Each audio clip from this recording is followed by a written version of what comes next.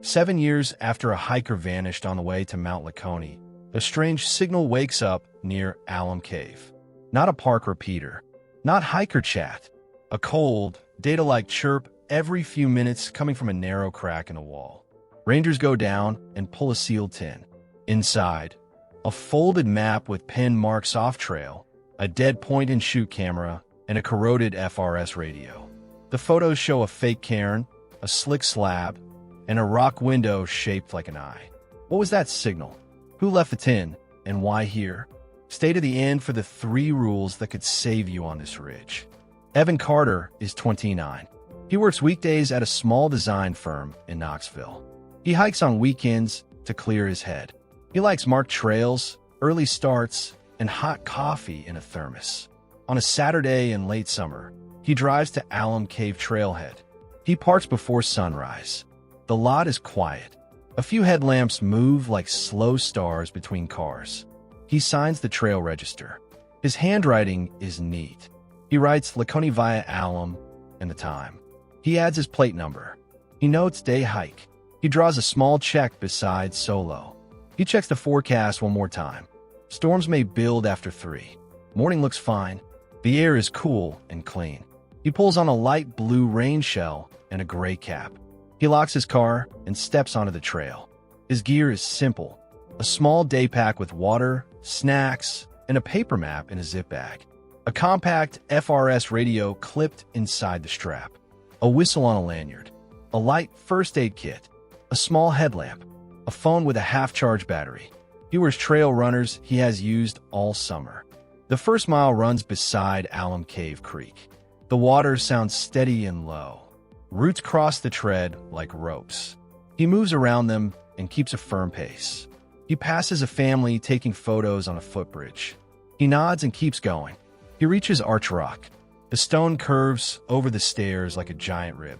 He steps through the cool shade and climbs the carved steps. He pauses to let 2 hikers come down. They smile. He smiles back. He checks the time. It is still early. He brakes at Inspiration Point. The view opens to a deep valley and distant ridges.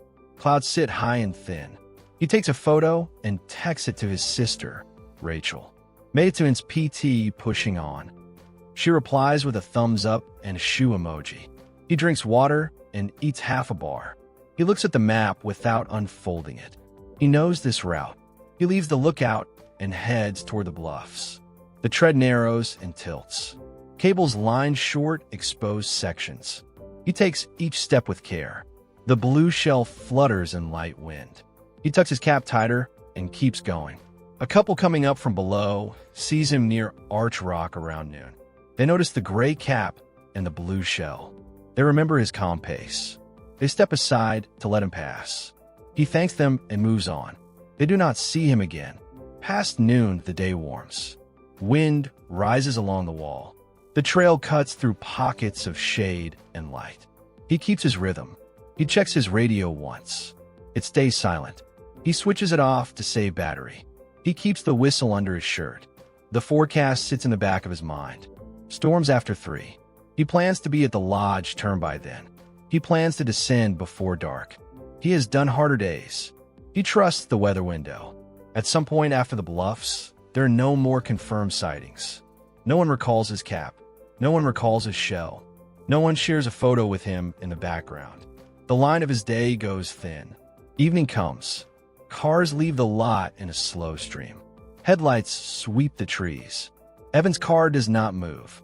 It sits where he left it, nose toward the road, a park pass on the dash. Dew gathers on the windshield. Rachel sends another text around 7. No answer. She calls at 8. It goes to voicemail. She waits a little longer and calls again. No answer. At 9 p.m., she calls the park dispatch. Her voice stays steady. She gives his name and description. She gives the make and plate of his car. She explains the text for midday. She says he planned a day hike only. A ranger checks the lot. The car is there. The trail register shows his entry and no exit note. The ranger notes the time. He calls a supervisor. They discuss weather, terrain, and light. Night search will be limited and careful. Rachel drives toward the park. She keeps her phone on the seat beside her. She repeats the details in her head. Blue shell, gray cap, trail runners, day pack, paper map, FRS radio, whistle. Clouds gather over the ridge. Distant heat lightning flickers. Wind moves through the trees at the trailhead and brings the smell of wet rock. The porch light at the ranger office burns steady. The logbook opens to a fresh page. Evan's name sits near the top of the last one. By early afternoon, a summer cell builds over the ridge. It rises fast. It pulls warm air up and trades it for cold. The sky over the valley still looks calm. The wall above the bluffs does not. Wind gathers in a chute below the bluffs. It pushes along the rock and then drops. It lifts dust and pine needles. It makes small things move first. It makes big things feel lighter than they should. Rain hits hard. It does not begin with a sprinkle. It comes as a sheet. Rock turns slick in seconds. The dark streaks on the wall spread. Steps that felt simple a minute ago demand both hands. Fog sinks with the first burst. It rolls in from the ridge and settles into pockets. It hides depth. It hides the next switchback. The cable lines disappear and then show again like thin silver snakes. Social paths now look like the real trail. They hug the edge where rock is bare. They cut the switchbacks and promise a shorter way. They lead to slabs that hold water and then tilt. They lead to ledges that end with nothing but air. GPS drifts inside the canyon. Signals bounce from wall to wall. The map slides off the tread and then returns. It lags behind real steps. It makes turns appear late. It draws a line that looks sure and is not. Cell service drops to 0. Bars vanish without warning. Texts sit unsent. Calls fail and then try again. Screens show old weather, not current rain. Phones become watches and cameras and nothing else. Hikers wait under the bluffs. They share the dry lip and breathe steam into the cool air. They watch the rain run in ropes from the roof. They speak in low voices. They count time between flashes and rumble, even when they cannot see the sky. Rangers advise patience and safe descent. Word moves from group to group. Hold here. Do not leave the cable. Do not take side paths. The advice is simple. It fits on a single line. It fights the pull to move anyway. Water changes the tread. Sand washes from pockets. Mud fills small steps. Footprints smear into long, dark ovals. A few hats blow from heads and lodge and brush. People tie jackets tight and tuck their chins. Heat leaves fast after the rain starts. Breath shows. Fingers go stiff. A blue shell does not feel like armor anymore. It feels thin and noisy. It flaps against rock when a gust runs the wall. The bluffs shed water like a roof. A steady fall turns to small falls and cracks.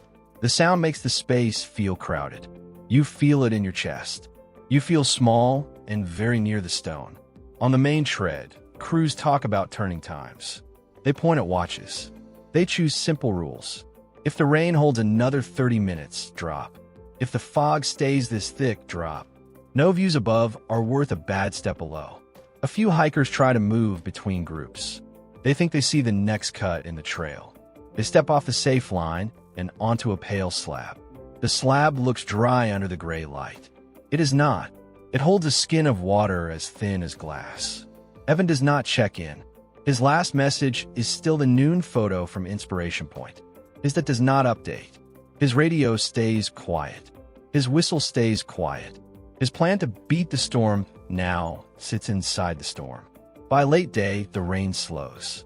The fog stays. The wind lifts in short bursts and then stops. Groups begin to descend in small trains.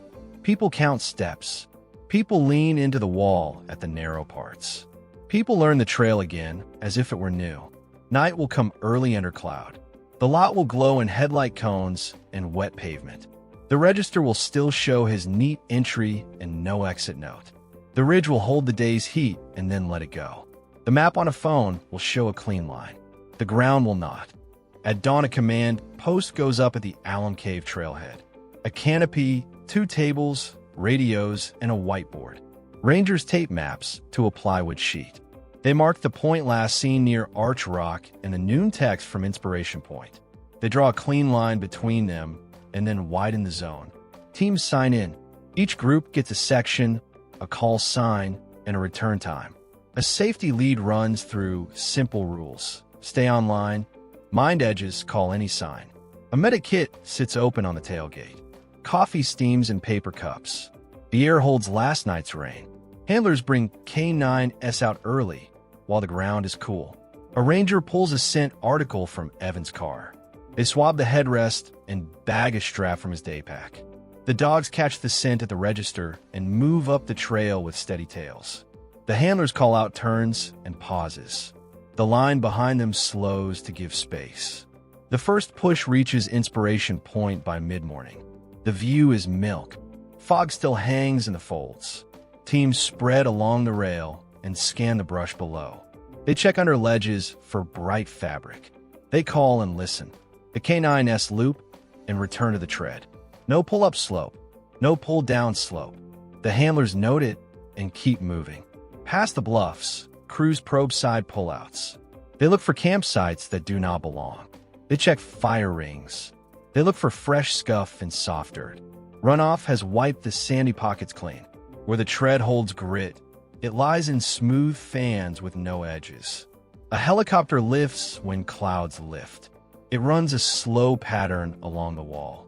Spotters lean and scan with binoculars. They look for a cap, a jacket, a flash of blue against rock. The rotors send leaves up and then let them fall. The ship breaks off when the ceiling drops again. Whistles carry across the side gullies. Short blasts mark position and movement. Replies come back thin through trees. Teams count the calls and keep their lines straight. Radios crackle with brief checks. Alpha 2 at the bluffs. Bravo 1 moving below the cable. Copy. By noon, a volunteer spots a hat lodged in rhododendron. It is dark. It is wet. It is not his. A tag inside shows a different size and a different brand. The find goes in a bag, anyway, and earns a small X on a map. It reminds everyone how easily wind can move small things. In the early afternoon, a smeared boot mark shows in a patch of clay near a seep. The print is long but soft at the heel. No lug pattern reads clear. A team lead overlays his own boot and sees no match. They photograph the mark with a ruler and flag the spot. The print does not point to a route. It points to mud. The map at command fills with colored grids. Sections go green when cleared. New blocks turn yellow as they open.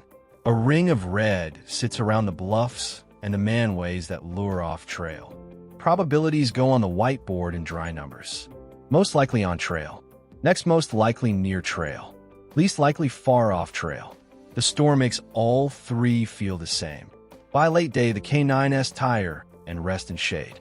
Handlers water them and rub their ears. Crews rotate down for food and go back up for one more pass.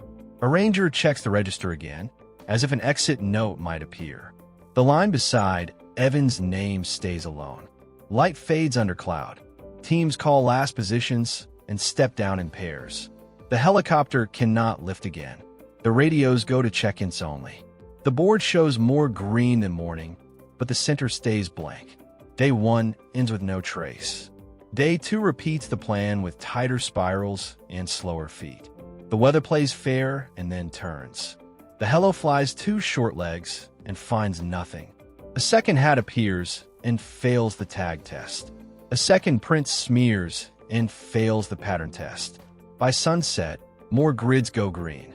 The blank still holds. Day 3 adds rope teams for ledges near the rock window. They move careful along the narrow band and call out holds for loose stone. A drone tries to fly a shallow arc and wobbles in a gust. It lands hard but safe. The cap and jacket they hope to spot do not show.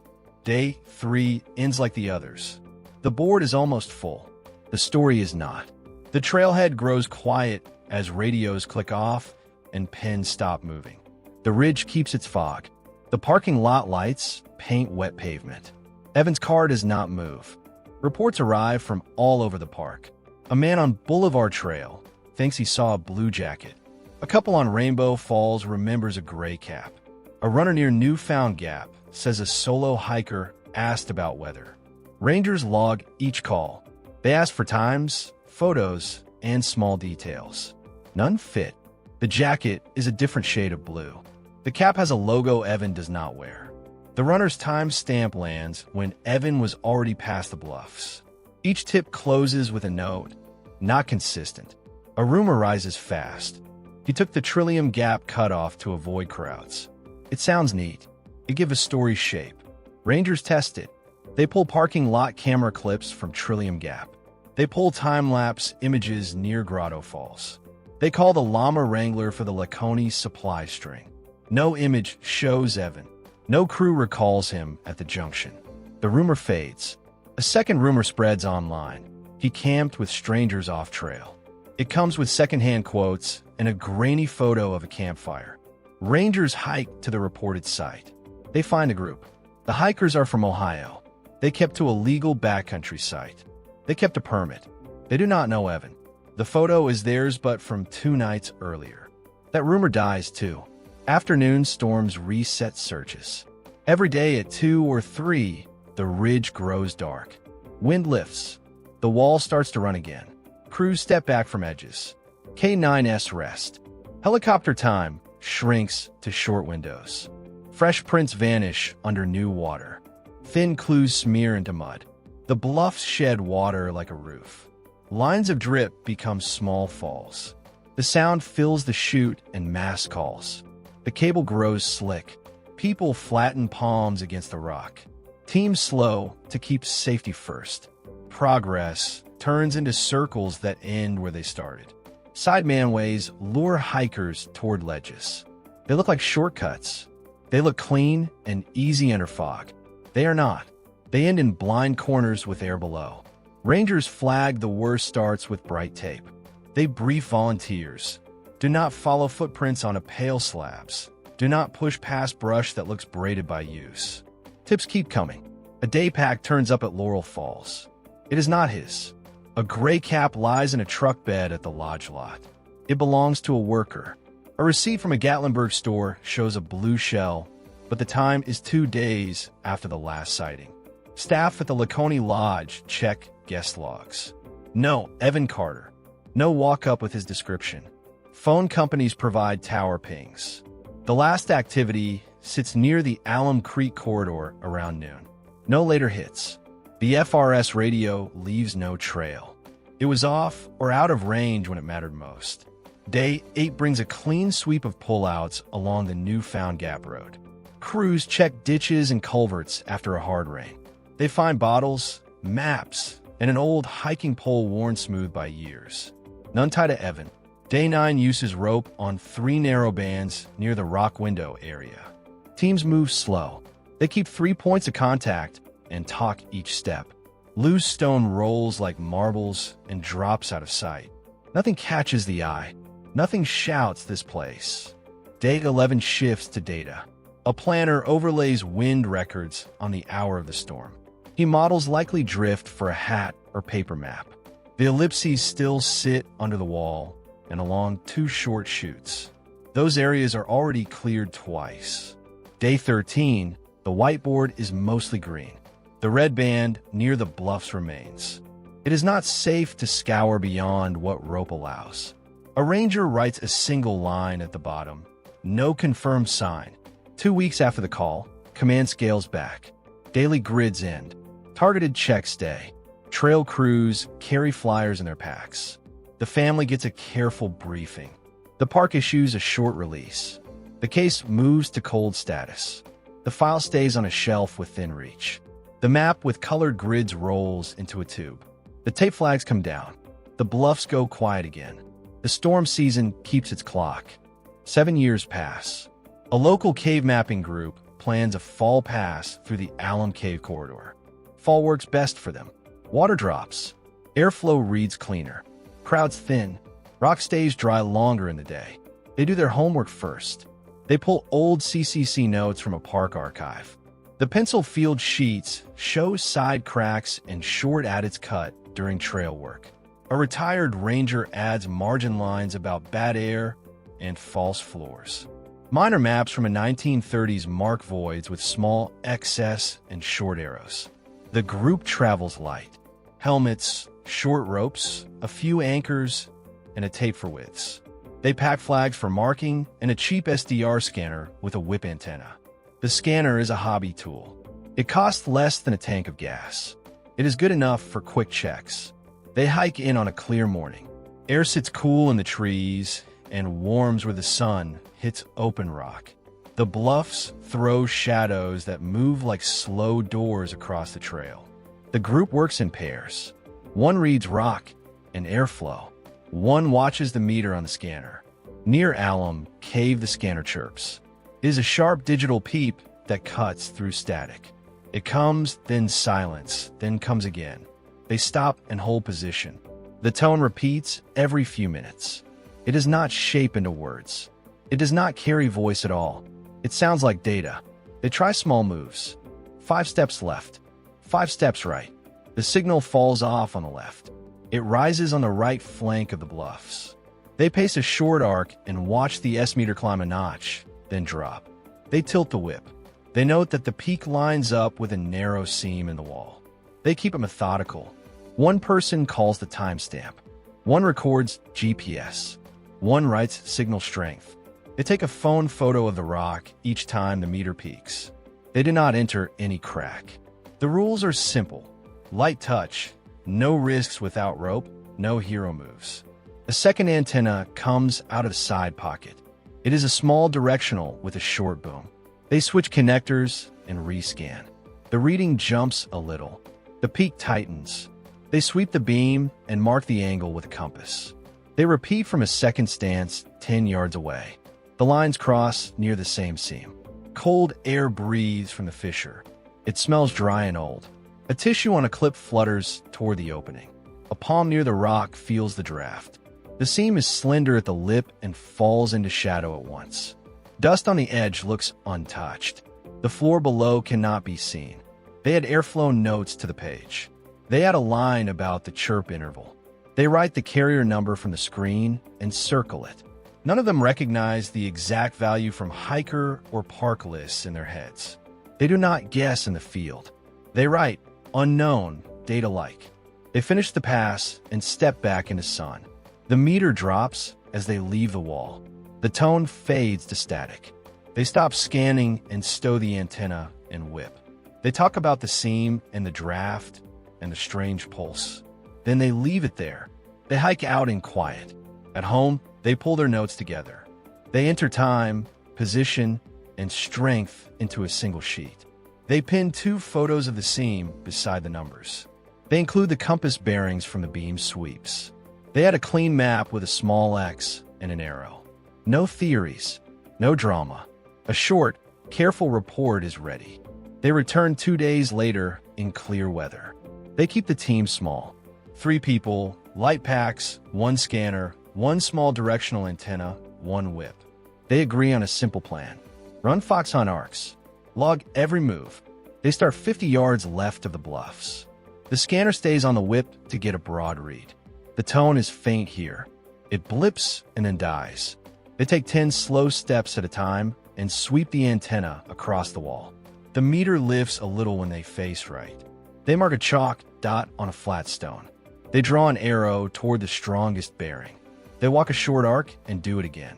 The signal grows with each move to the right flank. Wind pushes and the tone wobbles, but the peaks stay in the same slice of rock. They switch to the small beam. The pattern sharpens at once. A narrow crack rides at shoulder height where the wall bends. The needle climbs when the beam points at that seam. It falls when the beam swings away. They hold the angle and call out the reading. The note taker writes the number and time. Cold air leaks from the fissure. You can feel on a palm. It smells dry and old. Dust near the lip looks undisturbed. A dried leaf on a stem leans toward the opening and trembles with each gust. They try a voice call into the crack. Hello. The sound comes back thin and quick. No second voice. No human words. Only echo off narrow stone. One person lies on the slab and shines a light. The beam drops and dies in shadow. The floor falls away fast. The first ledge sits well below reach. The rock around the lip is slick with a film you cannot see until your fingers touch it. It is not a place to trust with body weight. They keep the boundary. No entry without rope. No down climb. No lean past the edge. They work the measuring steps instead. They take photos from 3 stances, each with a glove and frame for scale. They log GPS points at each chalk dot. They write barometer and temp. They add the chirp interval again. It still repeats every few minutes. They step back 10 yards and repeat the beam sweep. The line points to the same seam. They move 10 yards beyond and sweep from the other side. The lines cross within a hand's width of the lip. The call is clean. Whatever transmits sits in or beyond this crack. They check the obvious lists on a phone. Hiker FRS and GMRS channels do not match. Park repeater IDs do not match. The number sits odd, just shy of known slots. They save the raw read and avoid guesswork. They pack the beam and switch back to the whip for exit. The signal fades to static by the time they reach open timber. They keep notes tight. Time, strength, position, angle, airflow, floor drops, unsafe. Back home, they spread the pages on a table. They build a simple log with time and strength. They plot the points on a map and draw the crossing lines. They print the photos and mark the seam with a pen. They compare the carrier to public lists again. No match. They email a ranger they met in the archive room. He calls back fast. He says the number reminds him of 121.5 telemetry. Years ago, a small box on this ridge listened for emergency beacons and forwarded hits. It was a test. It shut down long ago. He cannot say exactly where it sat. He thinks it was near the bluffs. The team adds that note to the file. Old telemetry. Possible. Not confirmed. A joint recon is set. Rangers will bring rope, anchors, and a gas meter. The cave group will bring the beam and logs. The plan is simple. Anchor above the lip. Put eyes on the first ledge. Assess the chamber. Do not push beyond safe line. They choose a calm morning on a weekday. They file a route plan and leave it with dispatch. They carry extra flags for a clean path in and out. They shoulder packs and head for the bluffs with a clear goal. Find a source. Keep it safe. Bring back proof. Rangers and cavers reach the bluffs just after sunrise. The air is still. The wall is cool to the touch. They set packs down and sort gear on a tarp. Harnesses, helmets, gloves, a short rope, a longer rope, and a small rack of anchors. A gas meter sits on top of a first aid bag.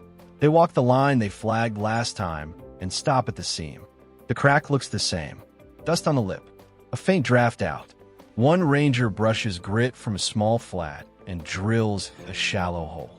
He seats a bolt and clips an anchor. A second bolt goes in beside the first. He tests both with a hard pull. They rig a main line and a safety. They tie into their harnesses. A caver checks knots one by one. The gas meter clicks on and settles at normal. Oxygen reads clean. No alarm for bad air. The lead ranger clips his descender, leans back, and eases over the lip. His boots scuff and then lose the wall. The crack takes him in like a door that only opens one way. The light drops fast. The beam on his helmet draws a white cone in dust. The fissure pinches and then widens. He finds the first stance.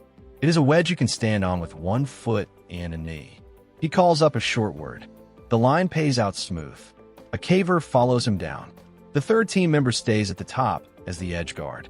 They move slow. They test each hole before they shift weight.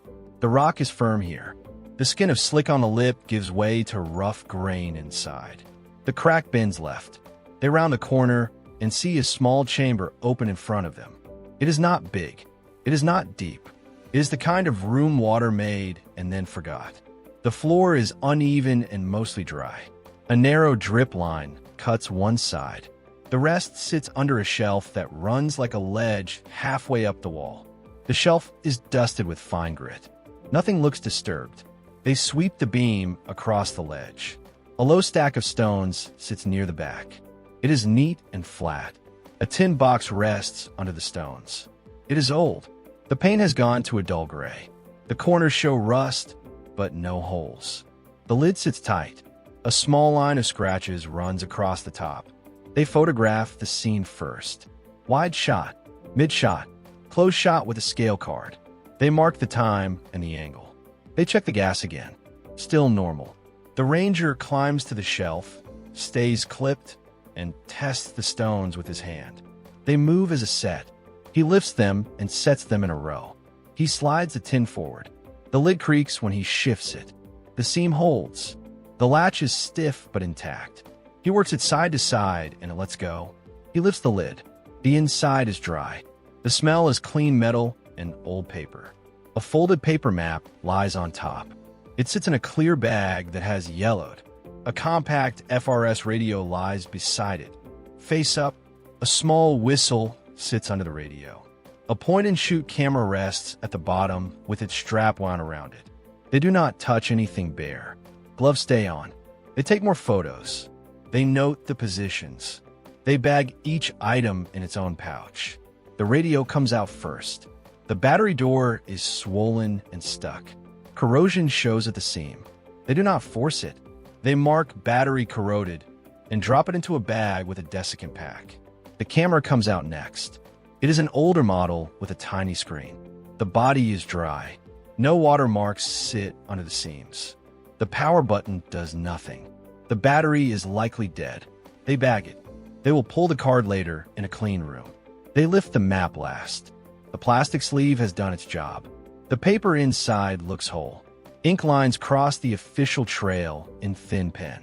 A dotted mark leaves the main tread above the bluffs and climbs toward a ledge. A small note in the margin reads, "I," and a short arrow points to a rock window. Another note marks a dry shelf with a tiny square. The whistle is simple metal. It shows where on one side where a tooth might have tapped it. They bag it with a label. The ranger turns the tin to check the lid. The scratches on the top are not random. They form shallow letters. He reads them in the beam and says them out loud for the log. E. Carter. The line sits slightly crooked, as if cut with a key. They scan the chamber for anything else. No pack, no fabric, no marks on the wall.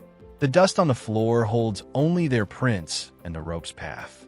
The shelf, now bare of the stone stack, shows a clean rectangle where the tin sat for a long time. They lower the bags in a small hall sack. They back out the way they came, one at a time, slow and steady. At the lip, the edge guard helps them over and unclips their safeties. The gas meter clicks off. The bolts come out. The holes fill with dust.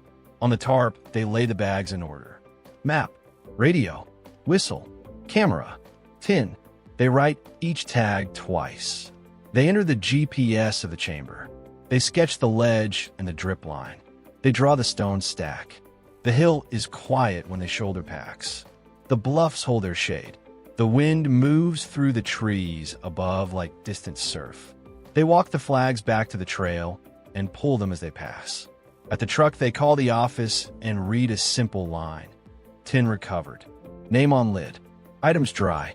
Map marked off trail. They start down the road.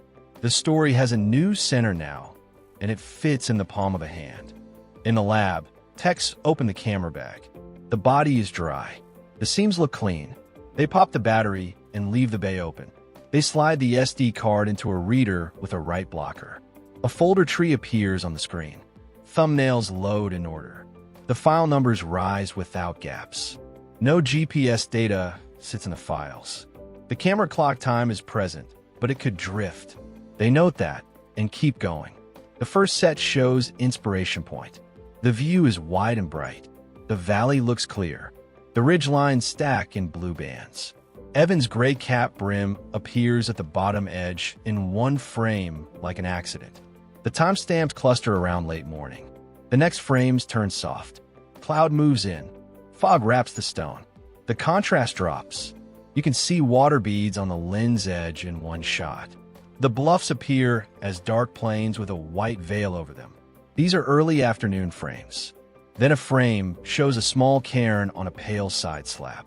3 stones, neat and sharp.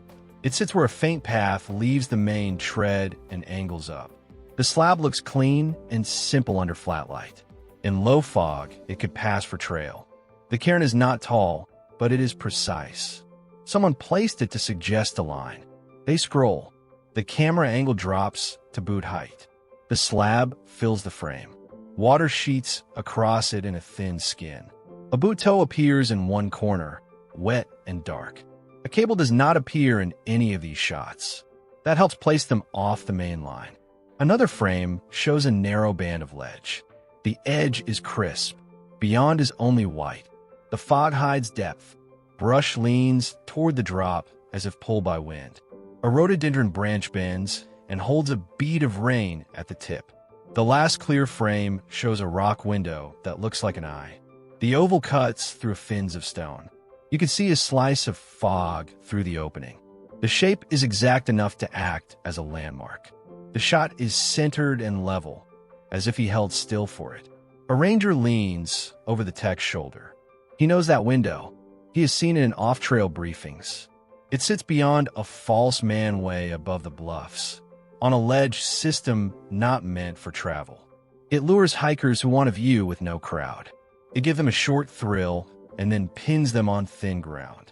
They spread the paper map from the tin. Pin marks leave the main tread above the bluffs and rise toward a band that matches the ledge. A small arrow points at the oval and says "I" in small letters. A tiny square sits near the fissure where the dry shelf was. The marks and the photos agree. Text line the EXIF times against the known day. They know Evan texted a photo from Inspiration Point around noon. That phone time is solid. The camera clock shows the same scene a few minutes off. They set an offset. After adjustment, the sequence runs like this. Late morning at the lookout, early afternoon under fog at the bluffs, minutes later near the cairn on the slab. Then the eye. Weather logs show the storm line built after 2 and peaked after 3. The timestamps sit inside that window. The rain in the photos matches that timing. The fog in the frames tracks with ranger notes from the trail that day. The pieces fit. The team rebuilds the route step by step. Start at Inspiration Point. Move to the bluffs. Note the cable sections. Leave the official tread where the faint manway forks toward the pale slab. Pass the cairn. Angle across the slab to reach the ledge. Follow the ledge toward the rock window. Reach the fissure area where the dry shelf sits just inside the side cave. They do not assume more than they have. They draw a simple line on a clean map with dashed marks where certainty drops. They had small circles where photos place him. They had a square at the dry shelf to show the cache site. They had a triangle at the eye. A ranger writes one sentence on the margin, likely left main trail after bluffs. Another adds, false manway. Not official. Hazard. The lab bags the SD card again. They print 6 frames for field use. The cairn, the slab, the ledge, the eye, a fog panel at the bluffs, and the boot edge shot. They mount them on a board with times. They tape the board beside the big map. Outside, the bluffs are quiet in late sun. Inside, the route now has shape and scale. The false manway is no longer a rumor. It is a line on paper and a series of images that lead to a real place. The next move is clear. Walk that line with rope and care and see what the wind and stone kept hidden for 7 years. Command redraws the map. A new polygon goes up around the rock window and the ledge that feeds it. The old grids stay, but this one becomes the focus. A thick line marks the false manway that leaves the main trail. Another line hugs the pale slab. Small triangles mark safe anchors. Briefing is short. Rope teams will move slow along the narrow band. No one steps past a fixed point without a call. Each team carries flags, a camera, and 2 radios. One ranger stays at the window with a log and a rangefinder. They hike in at first light. Air is cool. The wall is dry for now. The first anchor goes into solid rock above the ledge. A second backs it up. The rope drops in a clean line. A team clips in and edges onto the band. Boots find purchase on a strip no wider than a hand in places. Wind funnels at the bend. It pushes without warning. The wall steals breath and throws it back as a low rush. The team sets a third point of protection at a corner and calls it in. The rangefinder tags distances to features from the window. 20 yards out, a gray cap sits in rhododendron. It is lodged on a forked branch. It is wet from old rain and new dew. A lead calls the find. Photos first. A scale card goes in the frame. The cap comes off the branch and into a bag. The brand matches a common model. Size matches Evan's register note. It is not proof by itself. It matters anyway. GPS pins the spot. The ledge bends again and narrows. A small cedar grows out of a crack and leans into space. A single hiking pole rests against its trunk. The pole is closed to its shortest length. The tip sits in a notch. The wrist strap hangs. The team does not assume ownership. Photos, scale, tag, bag. A sticker near the grip shows a local shop logo. The shop will get a call later. Below the bend, the ledge breaks into a hidden chute. From a main trail, it looks like blank wall. From here, a notch shows and then drops out of sight. Air moves up the chute and pulses. A dry leaf lifts and falls like a small breath. The team marks the top lip with a bright flag and adds a note to the log. Hidden drop. Do not wait edge. They reach a small flat, no bigger than a doormat. A corner of paper peeks from under a stone. The paper is the same weight as the tin map. It is torn at an angle. Ink lines show part of a contour and half of a pen mark. Photos. Scale. The stone lifts. The paper slips into a bag and gets a second bag for safety. GPS pins the find. No graphic detail is shown or told. The camera frames objects and rock only. The team speaks in short lines. Moving. Set. Hold. They test each anchor. They test each step. They were to a fixed turn point and call time. The return takes longer because they backclip and check everything twice. On the rim, a drone pilot tries a low pass to look into the chute. Gus shoved the small craft offline. The feed shakes and turns in a blur. The pilot brings it back to avoid a crash. A second attempt with a heavier unit fails the same way. Wind here has its own rules. Teams will mark by hand. By midday, clouds build. The wall warms and then cools as shadow moves. Command calls a weather check. A cell forms over a far ridge. They have time for one more short push. A fresh rope goes down to a second band. It runs for a shallow pocket that might hold small things. The pocket is empty. The rock is clean. They mark it anyway and move back. At the board, the polygon around the window fills with new notes. Cap at Roto Fork. Hole at Cedar. Paper corner under stone. Distances and bearings tie each point to the fissure. The three finds form a path that matches the camera card and the pin marks on the map from the tin. The park issues a temporary closure for this slice of wall. Signs go up at two junctions.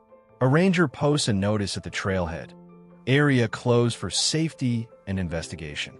Volunteers explain the closure to hikers with calm voices and a simple reason. Narrow ledges, unstable wind, ongoing work. Teams pack the evidence for the lab. Caps and poles can lie, but together with the torn map corner, they speak in one direction. The rock window watches in late sun as ropes come up and coils go tight. Flags stay in place for the morning. The chute keeps its wind. The wall keeps its quiet. The search zone is no longer a rumor on paper. It is a place with corners, distances, and three small items that draw a line. He left the bluffs to get above the crowd. The ledge felt quiet and open for a moment. Then fog closed the space. Depth cues died. Edges lost shape. The cable line vanished behind a white sheet. The slab above him looked like a shortcut. It was pale and smooth. It leaned at a friendly angle from far away. Up close, it held a thin skin of water. It was the kind of surface that lies to your eyes. A small cairn stood at the start. 3 stones. Clean lines. Not official. Not park-made. It gave a false promise. It said this way. It did not say danger. He stepped off the main tread. His pace stayed steady. The slope asked for small moves and careful balance. He likely planted each foot and tested before shifting weight. The rain made rocks sound alive. Each drop rang on stone. The camera frames tell the order. Slab, boot edge, ledge, rock window. The pin marks on a map follow the same arc. The note, I, sits near the window. He was matching landmarks in real time. The fog killed distance. What looked like 10 steps could be 2. What looked like a flat shelf could be a lip. Brush leaned into space and hid the drop behind it. The valley below became a white void. Sound bounced back without direction. Notes on the map show doubt. Wrong spur sits beside a thin line. Back circles a bend. He knew the risk of the unknown. He tried to check himself. A careful hiker writes those words when the ground stops matching the picture. Rain made every handhold suspect. Lichen turned slick. Dust turned to grease. The slab that looked kind became glass. A body on glass moves slower. A mind on glass tightens and chooses simple rules. Test, plant, breathe, repeat. He cached small gear in the dry shelf to save weight. The tin tells that story. He left the radio, the whistle, the map, and the camera in a dry pocket. He planned to scout light and return. The stack of stones above the tin shows intent. He meant to come back for it. He scouted the ledge for a way around. The camera's last frames faced the eye. The window pulled him forward because it offered a known point. If he could reach it, he could reorient. He could decide to push or retreat. He would need 1 or 2 good holds to pass the next corner. Wind runs strange along that band. It funnels at bends. It hits and stops like a hand. The body feels it before the mind names it. A gust can push a cap off a head. It can lift a strap. It can move a person who stands tall. It can take balance away at the moment a foot needs it most. A gust hit at the narrow point. The ledge there's barely a hand wide. The chute hides below and pulls air up in bursts. The cedar near the lip shows a lean shaped by that pull. The hiking pole against its trunk fits the picture. He likely braced there.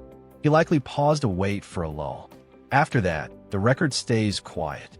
No more photos. No call. No whistle. No new marks on the map. The cap appears downwind in rhododendron. The map corner sits under stone far from the tin. The line of sign stops where the ledge bends into the hidden chute. This is the hour drawn from pieces. The bluffs grew crowded. He tried to get above them. Fog erased the trail's logic. A false cairn gave a false line. The slab looked like a simple rise and was not. He stashed weight to move smarter. He scouted toward a landmark. The wind took the rest of the choice. The wall kept the silence that followed. His sister, Rachel, returns in a calm week of fall. She parks before the rush. She signs the register with a short line, walking to Alum Bluffs. Thank you. She starts up the official trail. She keeps the pace steady. She stops at the spots she knows from the photos. Inspiration point, the cable section, the turn into shade. At the bluff, she stands under the roof and listens. The air is cool. Water ticks in the seams. Hikers speak in low voices and then move on. She looks toward the right flank, where the false manway starts. A ranger steps close, but not too close. He gives space. He asks if she wants a bench. She nods. They sit. Back at the office, rangers lay out the pieces with care. The SD card, the printed frames, the tin, the map with pen marks, the 3 finds on the ledge. They explain each item in plain words. No drama, no stretch. They show the timeline the card supports. They show the path the mark suggests. They point to the ledge and the rock window on a big map. She asks 3 simple questions. They answer them once, and then again, slower. She thanks the cave team by name. She says, "Thank you," to the ranger who pushed to reopen the file. She thanks the volunteer who kept the radio log clean. She writes a short note to the group that filed the first signal report. She mentions the person who chose to call instead of guess. She asks the office to pass the notes on. New signs go up along the corridor. They're simple and clear. They warn about false cairns and social manways. They show a picture of an unofficial stack crossed out by a red bar. They use plain terms. Do not follow piles of rocks. Stay on the blazed path. Another sign explains ledge winds and funnel gusts. A small graphic shows how air can push harder at bends. Volunteers add a short talk at busy trailheads. They call it ridge safety. It takes 5 minutes. It covers 3 things. Weather lies fast. Off-trail looks easy and is not. Maps help only when you stay on the line. They pass a small card with 4 rules on one side and emergency channels on the other. The last line says, "Turn around is a plan." It focuses on choices and conditions. It shows how fog kills depth cues. It shows how GPS drifts in a canyon. It explains how a thin skin of water turns rock to glass. It names terrain traps in small words: slab, ledge, chute. It does not show the chute from inside. It does not need to. The park holds a short gathering at the trailhead. Rangers stand in uniform. Volunteers lean on trekking poles. A few hikers stop and listen. A superintendent thanks everyone who kept the file alive. She names the K-9 teams, the rope teams, the drone pilots, the lab techs, and the cavers who work the wall. She thanks the family for trust. A small plaque sits near the register. It is low and plain. It reads, "For those who search, for those who choose the safe line, for those we remember." Rachel touches the edge with 2 fingers and steps back. She looks at the ridge. The sky is clear today. The wind still runs the wall. She signs out and writes, "Home now. Thank you." That's the story the mountains kept for 7 years. For more real trail mysteries, hit subscribe and turn on the bell. Tell us where to go next in the comments. Stay safe out there.